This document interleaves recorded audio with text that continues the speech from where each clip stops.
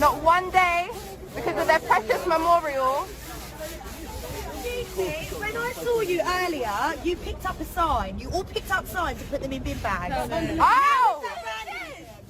Why did you put them up? I don't understand. So spray painting.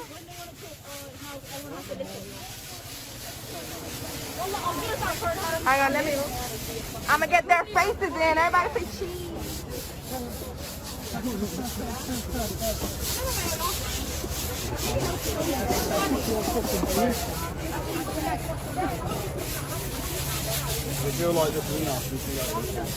Hey everyone, V from Romania here, and I live in the Twilight Zone. I really do. I look at my country and people are still talking about the pandemic. People are still worried. On the television, the president still comes up and talks about different measures that the government is planning to implement. And then I read the international news because that's my job.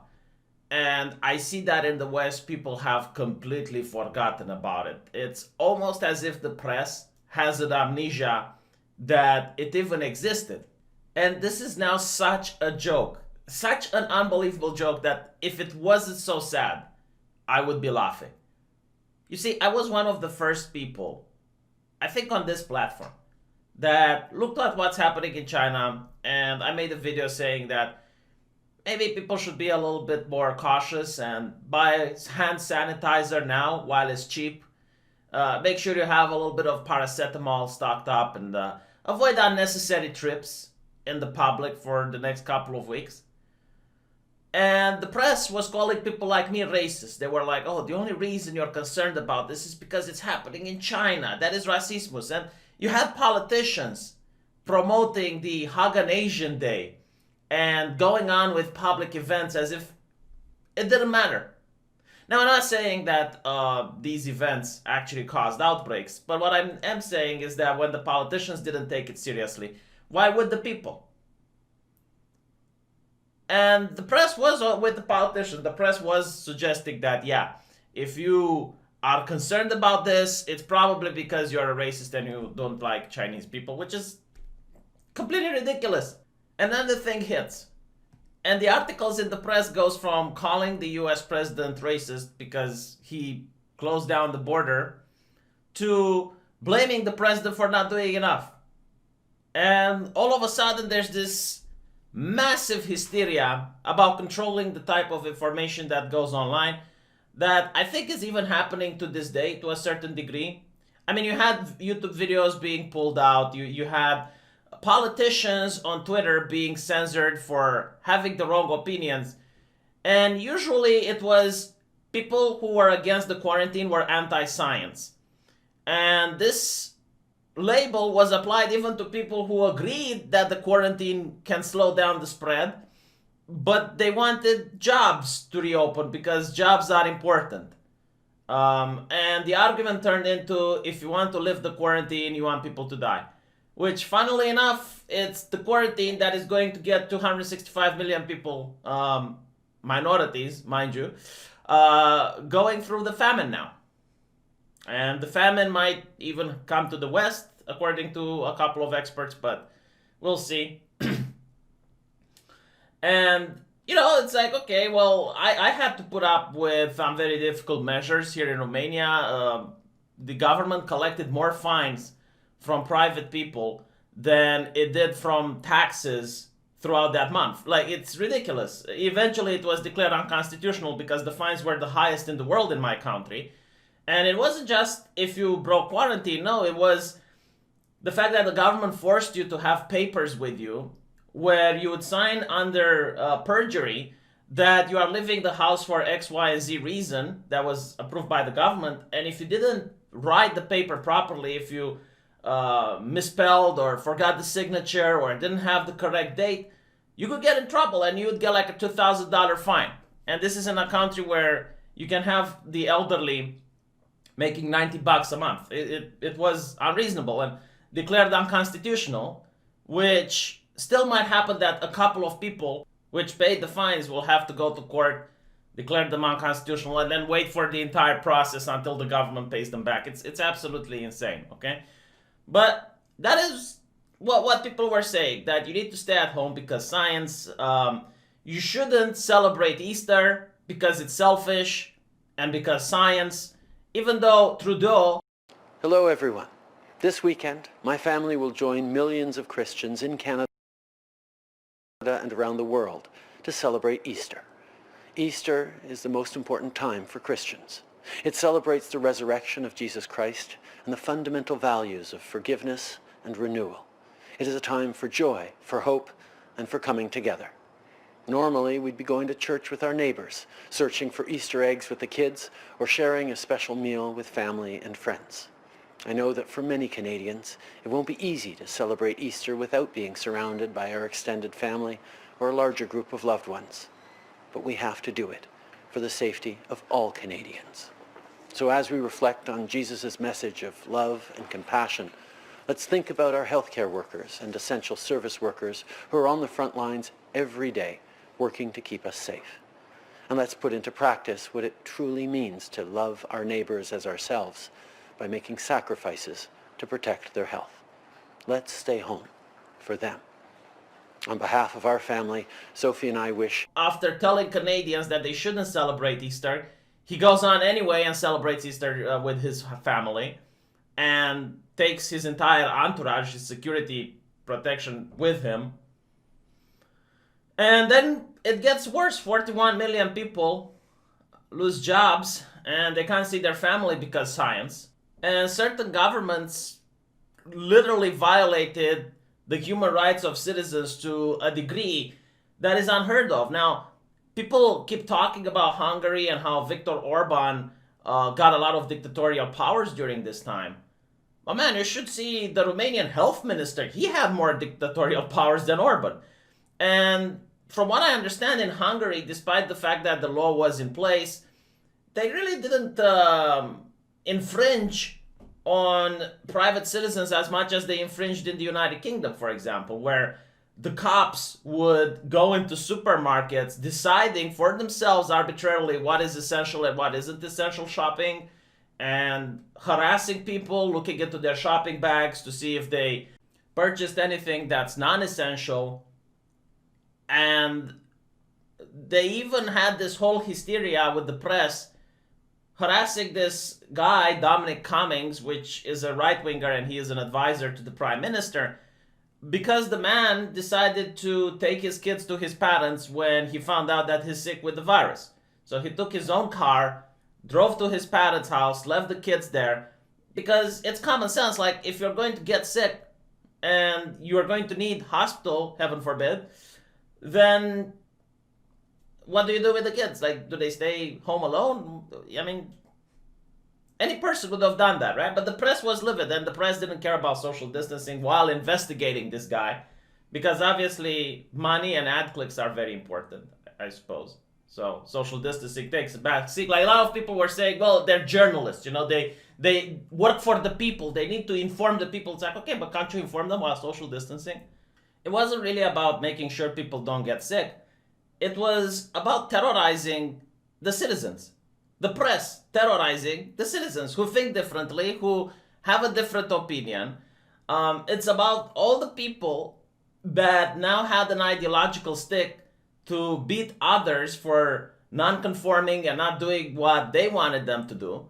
All of a sudden, a lot of individuals that don't have a position of power in society managed to use this ideology in order to bully their fellow citizens into submission. And you had government informants, like people ratting on their neighbors. And I think in New York, there was even a hotline where you could do this and rat on your neighbors and whatnot. It was disgusting. Okay? I did not like to see people in democratic countries act this way. It wasn't about people coming together with love and understanding. It was pure and simple, just terrorizing other people. I mean, from what I saw in my country, the way people acted, they were more afraid of their government than of getting sick. Like, they were more afraid of getting a fine or being ratted on by someone for not social distancing than the actual getting sick of the thing. And, you know, Like it was what it was. But now, people have forgotten about it. It's almost as if it never existed. Because you have like this hysteria coming from the United States onto Europe, and I don't understand why. Like, why is it here? Why? When you look at the statistics in the United Kingdom, it makes absolutely no sense. I mean, just to remind people, in Germany, okay, in Berlin, you have people protesting against the lockdown measures, and you have the anti-fascists coming in protesting the people protesting against the fascist measures implemented by the government. And now in the United Kingdom, again, a country that was heavily policed, and the cops got really high on authority during these last couple of months, social distancing doesn't seem to matter. It just doesn't. It's like, okay, well, just go out and protest. Now, I'm not going to be unreasonable, okay? I understand that if a huge number of people decide to go out and protest, then you as the cops have two choices. Either you allow it to happen and hope it's over soon, or you try to crack down on it and then it can stretch on for a couple of days. So I'm not an idealistic person. I am pragmatic. I understand that in certain situations, even if the law is being broken, from a pragmatic point of view, you would do more harm if you crack down than if you just let it happen. It's pragmatism, okay? No, it's not moral. It's pragmatic. It's the reality. And, you know, you get to see beautiful pictures like this, where I guess that even removing graffiti is now racismus. And again, it's just an ideology that allows certain citizens that are absolutely nobodies in society to bully other people, to try and bend other people to their will. And this used to happen with religion, by the way. Like, you used to have, again, like these nobodies. And when I say nobody, I mean like a person that doesn't deserve any position of authority. And they wouldn't manage to get it any other way. And these people used religion and Bible verses and Bible quotes in order to judge other people and try to get a moral high ground by pointing out how other people are sinful. And by comparison, obviously, if you point that everyone else is sinful, then you're not. And this is what we're seeing. This is literally it. It's another ideology of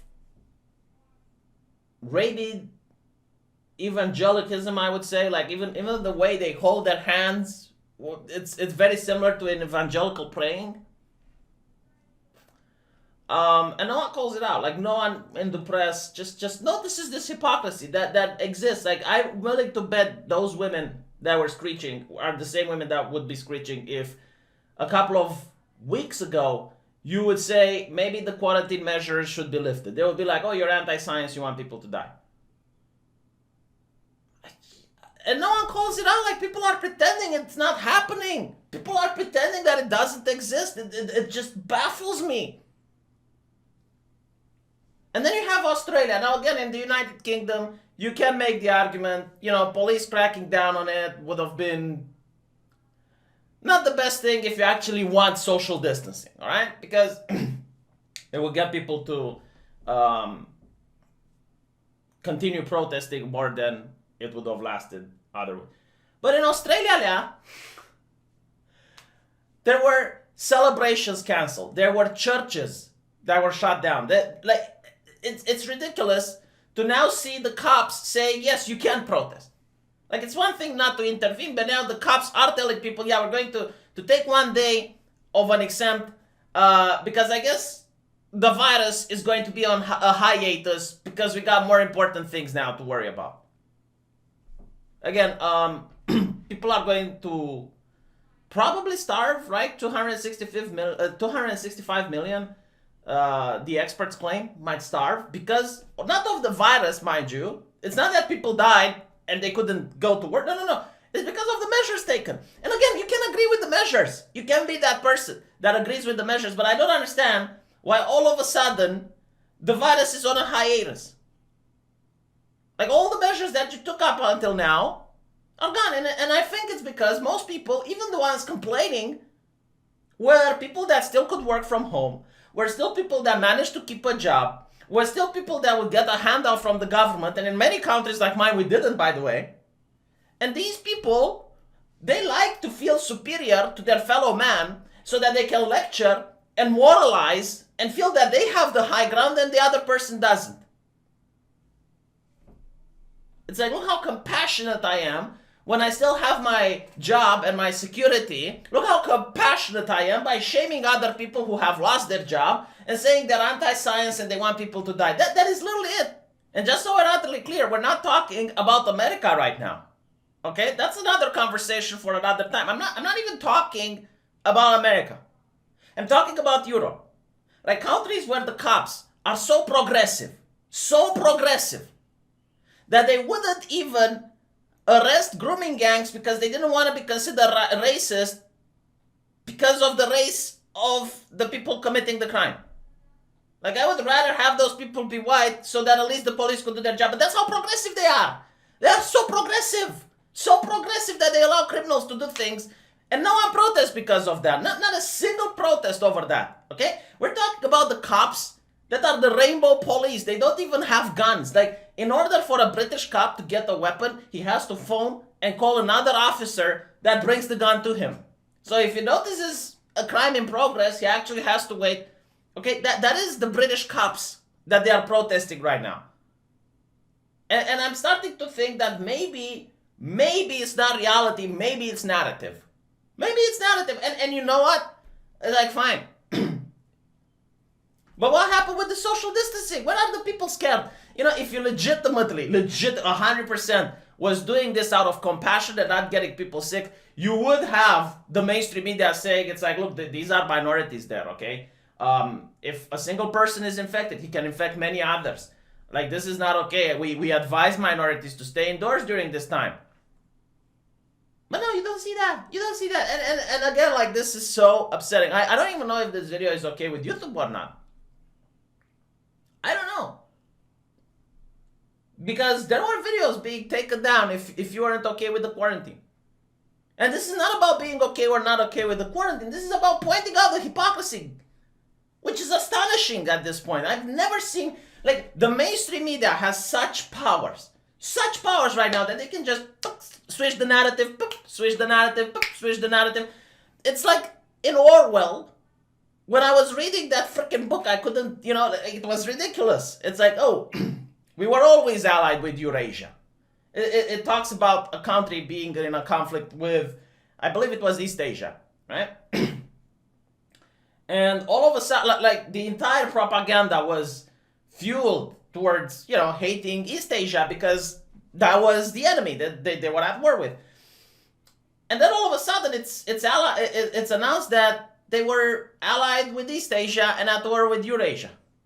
So now, just overnight, the narrative switches, boom, and everyone now believes that the country was always allied with East Asia. It's just like,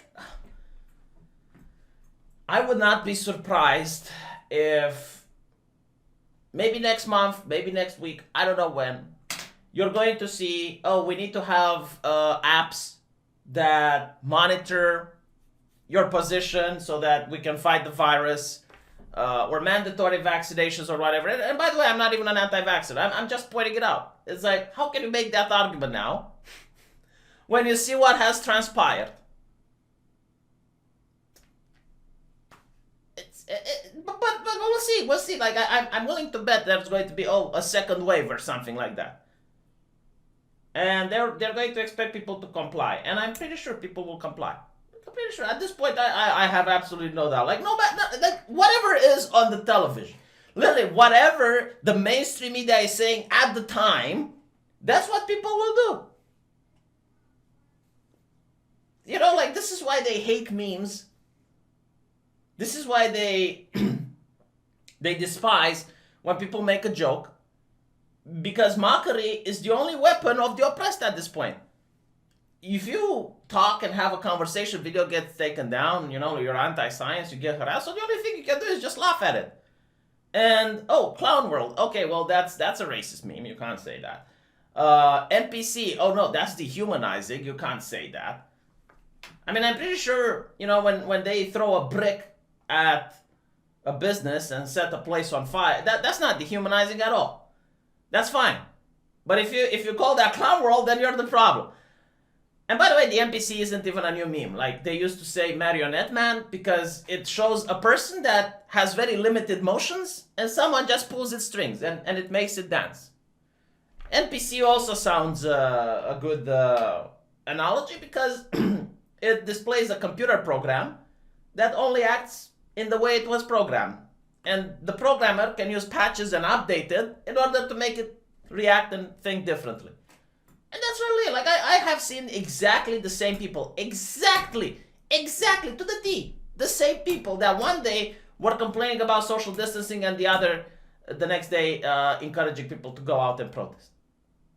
Which shows they did not care about the illness at all. All they cared about is having power over their fellow man. These people, I am willing to bet that if tomorrow the country turns into a theocracy, they would use religion in order to shame other people for not being religious enough. They don't care. Like, they would use any ideology, whatever that is. Doesn't matter. As long as it's an ideology that makes some people look good and other people look bad, they will use that and shame people. Yeah, sorry for being a little bit more upset today, but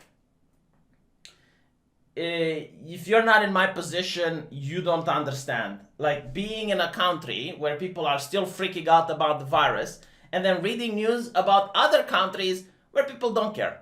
And there are other problems. And it's like, is the virus now separated on borders? Does it stop at the border now? Like, does the virus also take part in the protests? Because I think it does.